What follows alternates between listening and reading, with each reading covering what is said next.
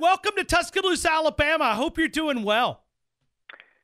Thanks for having me. Good to be here. How are you? Yeah, good. And I appreciate you spending a couple of minutes with us. But as you know, college football is sort of the lifeblood of Tuscaloosa. Without college football, our town would be a little crazy. But you grabbed our attention yesterday, and it really is a fascinating piece when you look at it. You called it the reckoning.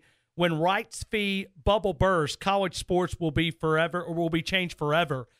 Sort of help us and how this came about, and sort of looking in the foresight of what college athletics are going, where they're going.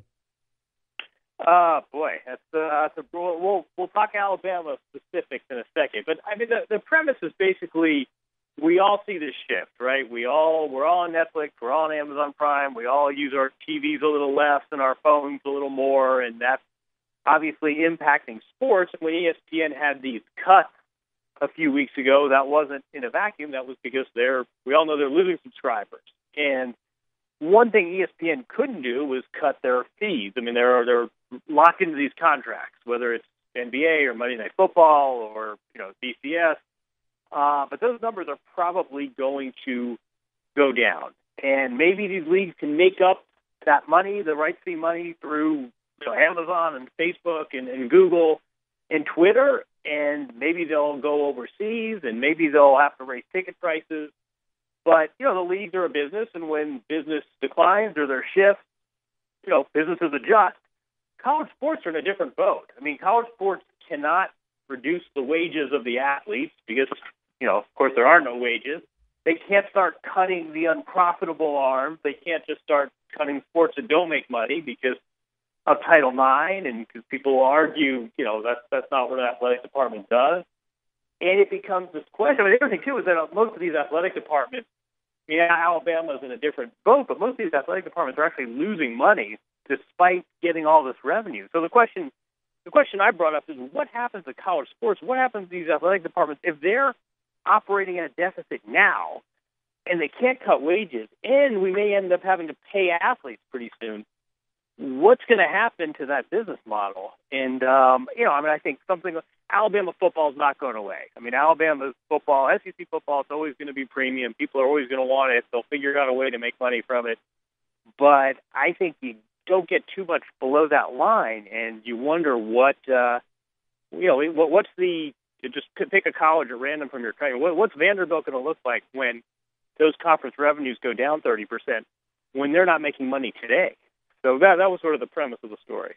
Well, John, we talk about two programs just a few years ago, and I know the SEC network money has helped out, but we saw a school in the state, Auburn, and we saw Tennessee and Knoxville were really in the red of making money. The SEC network sort of bailed them out a little bit, but that's big-time programs. Tennessee and Auburn, that's big programs in college football, and we saw them depend on TV money to sort of get them out of the hole a little bit. You can only see what the other smaller teams are going to go through. Yeah, absolutely. I mean, keep in mind, too, you have these conference networks that are a source of revenue. When we talk about cable unbundling and going a la carte, and you only pay for what you want to watch, whatever it is, 80 cents a month, I don't have it offhand, but, I'm paying money for conference networks on my cable bill that I have no interest in getting, and Lord knows my mom has no, and she doesn't even know she gets them. So when we suddenly have to start charging people only what they want to watch, how many people west of the Mississippi are going to want the Pac-12 network on their cable box? I mean, how many people not affiliated with Big Ten schools are going to want the Big Ten network? So again, you're right. I mean, these athletic departments aren't making money today. Some of that is they've undertaken these big training facilities, and we talked about look at Oregon and Oklahoma, and look at the Clemson football facility. I mean, some of that is spending big time for football, and private jets for recruiting, and paying strength and conditioning coaches $500,000. Some of that is the golf team has a team trip to New Zealand. Well, that costs a lot of money. The golf team isn't a revenue sport, but when these sources of income, when this media money goes away, I mean, the Big Ten schools next year, they're going to get $44 million in conference revenues. When that's no longer there, or when that's $30 million or $35 million, and these teams are already operating at a loss, then things are really going to get dicey. Is this the separation of the haves and the have-nots as you look and see this foresight? Oh, yeah, absolutely. I mean, you see what happens when what happens to the Big 12 if Texas or Oklahoma goes? I mean, we talked about this when there was conference realignment and even within conferences. I mean, look at, in the Big 10, Ohio State and Michigan, that's a much different athletic department and a much different football program for sure than, Indiana or Minnesota. I think even within, we talk about the Power Five and we talk about how, it's the UConns that are getting squeezed today, but I think the next round of this is that within the Power Five, it's only going to be select schools that are really making out well. And I think other schools, if you're the University of Kansas or Virginia, I mean, there are some of these teams in Power Five conferences that are really struggling in football. I think if these revenues decline the way people predict, I think they're going to really have to reassess whether they field a football team. But, Johnny, the thing that concerns me the most, and it's sort of like the philosophy, if you make more, you spend more, right? I mean, if you're a doctor, if you're a lawyer, you make more, but you also spend more. These athletic directors around college sports, they have sort of based their budget on this money continue to come in, or at least that's what I'm seeing.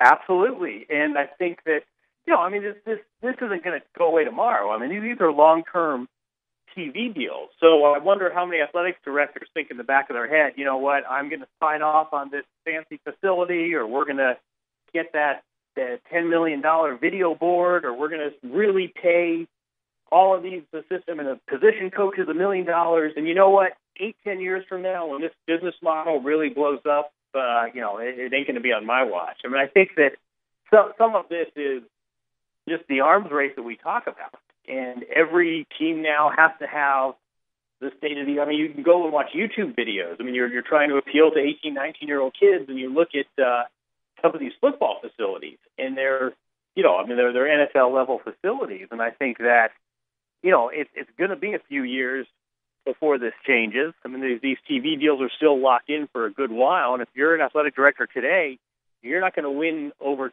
too many, you're not going to win over too many fans and too many boosters by saying, listen, guys, we really need some prudence here. We only want one private plane for recruiting, even though our rivals have 2 or 3. John, is this trend from the economic side, or maybe the people that try to predict this, will this cord-cutting trend, will it continue? No question. I mean, that's the thing about ESPN that I think sometimes gets lost. It's not like they lost 12 million subscribers from 3 or 4 years ago, and they were over 100. Now they're at 88. It's that this cord cutting, there's no end in sight. I mean, it's not as though we've sort of hit this J and the market is leveled off. I mean, I think this is only going to accelerate. And I think, I think, look, Amazon and Facebook are not paying nearly per game what NBC and ESPN are, CBS and Fox. But they're paying a lot more than they were a few years ago. And in the end, maybe these digital rights fees end up offsetting the drop in cable. I mean, maybe this is just a shift in the business model. Right now, it's pennies on the dollar, but these digital rights are going for a lot more than they did 2 years ago. So, I think that we're all kind of waiting to see how this media game is going to play out. And is this going to be like newspapers where, it is a shift to online, but the truth is you're not making nearly as much from banner ads as you were from the full-page ad that was in the newspaper. But again, I think pro leagues have so many more options. I mean, in the NFL and the NBA, the player contracts, the player revenues are tied to league revenues. So if the NBA takes a 10% hit, the players are going to feel that. I mean, just by a collective bargaining agreement, the players are going to make less, and the pie's going to get a little smaller for everyone. In college sports, it's a much different business model. College sports is not your conventional business when your regular cost-cutting measures apply. I look at how time flies, and I realize that maybe we're a few years away from this, but I mean, we're 2017. Many of these contracts, as you point out, expire in maybe 2025, 2024. We know college football playoffs. Is there any chance that maybe some of these deals are renegotiated and they go back and say, listen, we cannot give you this type of money. We're going to have to back up because we're not making the same. Is there any chance renegotiation is part of the conversation? That's really interesting. I mean, what I heard is that the more likely scenario is that maybe you sell off some of these rights. So maybe if you're ESPN and you feel like you've overpaid, you look to offset some of your rights with another partner. You're almost sort of subletting the way you would an apartment kind of thing. But no, I mean, I think at some point, look, I mean, ESPN is still wildly profitable. I thought, Disney had this decline today based on ESPN, but you say, look, ESPN is still a profitable business.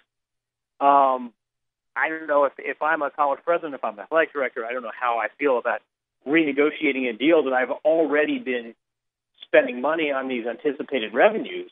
But I think we could get to a point where some of these networks have to think about offloading some of this inventory because, I had someone tell me who was very close to the NBA deal. He said if that deal were being done today, this is the NBA's renewal. He said if that deal were being done today, it may be 30% less than it was when it was signed. Well, that was only 16 months ago.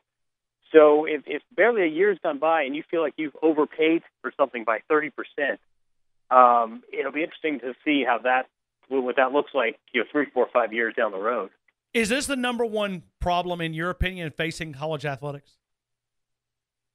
I think it is. I mean, I think sort of marrying that with this specter of whether we may actually have to start paying athletes some form of a salary. The fact that in these flush times with all these conference networks that people are paying for, someone said these conference networks are, hardly anyone watches it and virtually everybody pays for it. That's not a long-term business model. But if in these flush times with all of this TV money coming in and conference networks and all this revenue, you're still not turning a profit. I think it's going to be very interesting when some of that when those numbers soften a little bit. It's going to be interesting to see how some of these athletic departments respond. Yeah, John, it just with me, I depend on it for my job. DirecTV, I pay $128. I have considered cutting the cord, and I think that's as you talk about those fees, it becomes the model is it's just not there. I mean, I start looking at this, and this is not a good model going forward. And then I know we get focused, but you said salary a couple of minutes ago, or maybe the pay for play. That is another discussion. I think this cost of attendance was just an appetizer. I think that is going to be a huge discussion as we go forward. There's some major hurdles. I know it's a very popular sport, but there's some major hurdles that these athletic directors are going to have to get over in the next couple of years.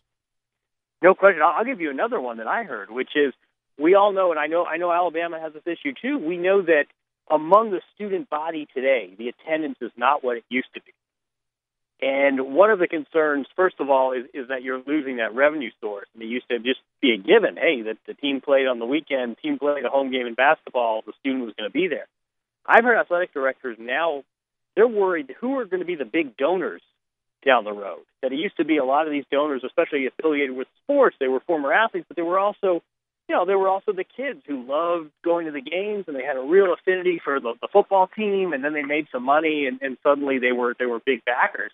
If these kids aren't going to games today, I mean, literally some of these schools are giving out free tickets to the undergrads because they never make it into the football stadium. I've heard some of these athletic directors, they're concerned that it's not just that the students don't care about the games anymore, but 20, 30 years down the road, who are going to be the big donors when the 18-year-olds of today aren't sitting in the stands for the big game? Yeah, John, I mean, we're covering, I know you've written about it too, one of the greatest dynasties ever in college football history. And Nick Saban's having to go on rants to make sure fans are in the stands. I mean, that I know that sounds crazy, but it's happening here in Tuscaloosa. They win almost every game, and they're having trouble with attendance. Yeah, I mean, the flip side of that is if I love Alabama and I'm in New York City, I'm watching every single game on a really big TV, and I feel this kinship to a program that 20 years ago, I'd be lucky to catch them a few times a year. I mean, I think that some of that is just technology and the TV footprint and the big screens that we all have in our living rooms. I mean, it's never been more fun to watch a game at home.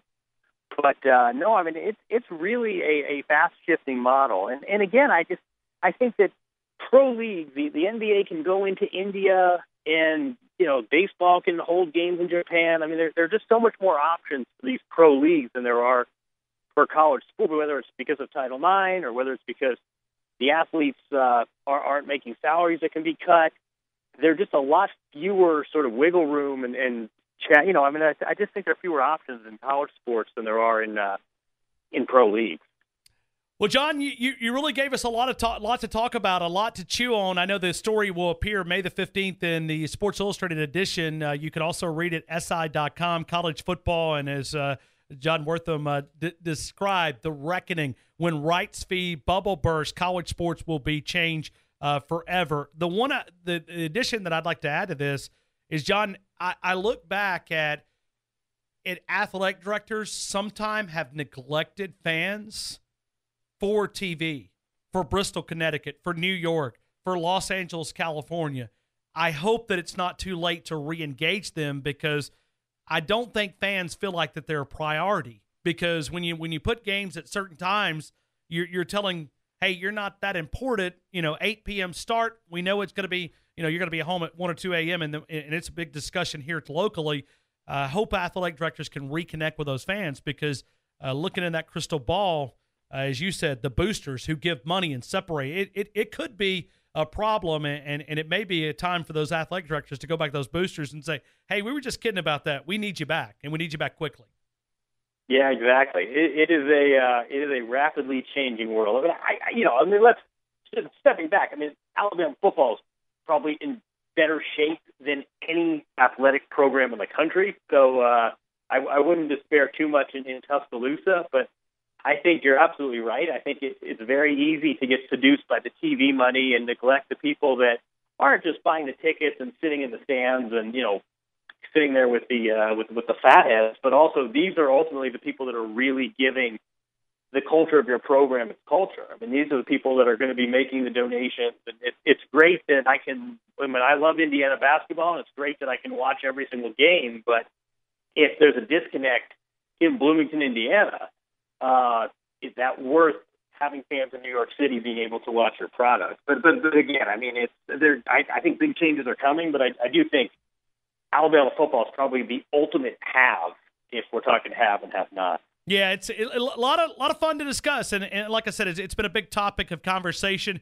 Jon, many of us have A.J. McCarron sitting at the great restaurant here in Tuscaloosa, hanging on our wall with the story King Crimson. Jon's the one that wrote that article. So many of our living rooms, they may or may not know this, but you're hanging on living rooms throughout Tuscaloosa. I can promise you, I see it all the time. Oh man, I had a good time, and he was I can say this now that we're a few years out. He was a lovely guy. I enjoyed that story. That's good of you to remember.